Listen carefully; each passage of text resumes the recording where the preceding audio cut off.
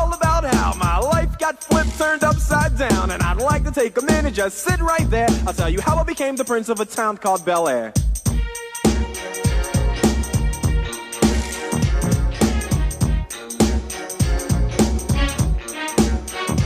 In West Philadelphia, born and raised, on the playground is where I spent most of my days. Chilling out, maxing, relaxing, all cool and all, shooting some b-ball outside of the school. When a couple of guys who were up to no good started making trouble in my neighborhood. I got in one little fight and my mom got scared and said, "You're moving with your auntie and uncle in Bel Air." I whistled for a cab, and when it came near, the license plate said fresh and it had dice in the mirror. If anything, I could say that this cab was rare, but I thought, man, forget it, yo.